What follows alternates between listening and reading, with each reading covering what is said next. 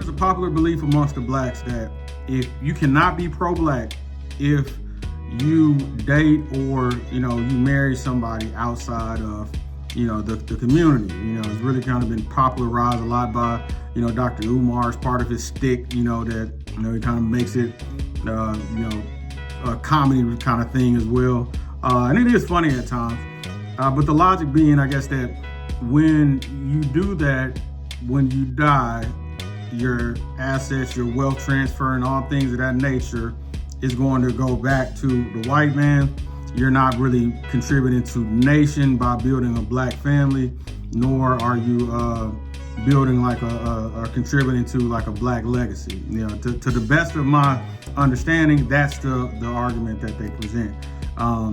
That's an argument that I disagree with on several different factors. First off, who you enjoy as an intimate partner has no bearing on your commitment to, your soil, where you're from, what it is you stand for. I mean, that's almost like saying that an American who dates, an illegal immigrant can't serve in the army. I mean, it's like it's two mutually almost exclusive things, and it's something that's just not true.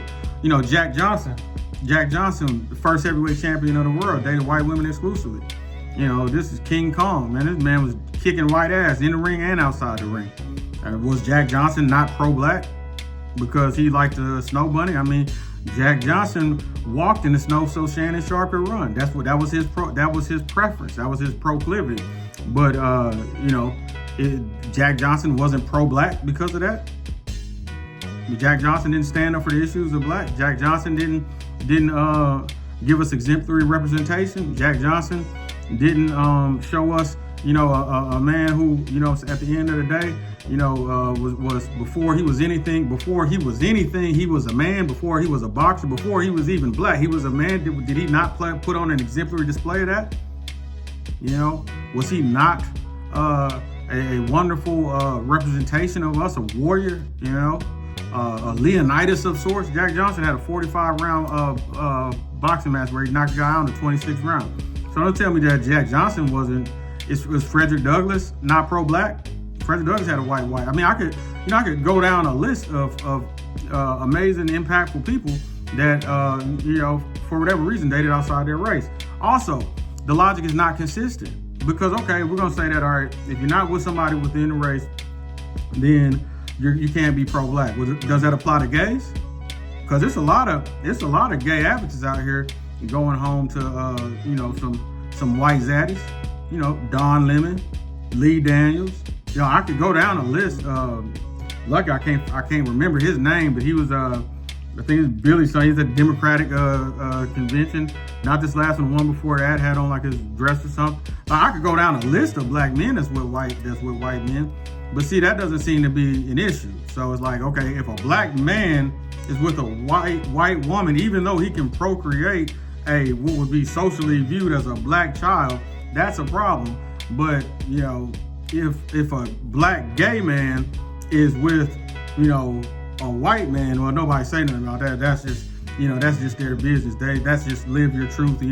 Everyone everyone has the freedom to express themselves however. I mean, is it Uchi Wally Wally or is it one mic? Is it okay? Is a black gay man that's with another black gay person, is that person qualified to be more pro-black than a black person like Don Lemon, Lee Daniels that's with a white man? Y'all don't do that. You don't say that.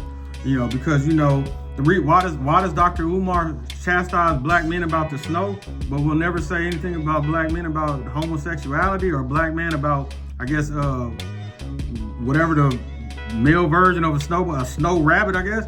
Because he knows that may come with punitive consequences that will hurt, the objective that he's really trying to achieve. So that's not in his best interest. So if you can regulate yourself in that way because it's not in your best interest, then why don't you regulate the man made in your image and let that person, live however they want to live? I mean, all this Peter watching. I mean, the percentage of black men that actually are married to women outside their race. It's a small sliver of men. I think it's something like 92% of black men that make like over $200,000 are like married to a black woman. So it's not a situation even where it's like the most elite of, or what y'all call elite, because I know nowadays primarily income is how you look at it. It's not even a situation where, you know, this is even has any type of even measurable impact. It's really simply a matter of coincidence, or for some people it may be a matter of taste.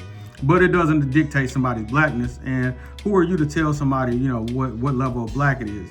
You know, this was initially inspired, or I'll say these thoughts just came up watching this ugly, you know, feud between Ryan and RG3 and what he said to that. But no, all black people are black, irregardless of their partner, irregardless of who they lay down with, man.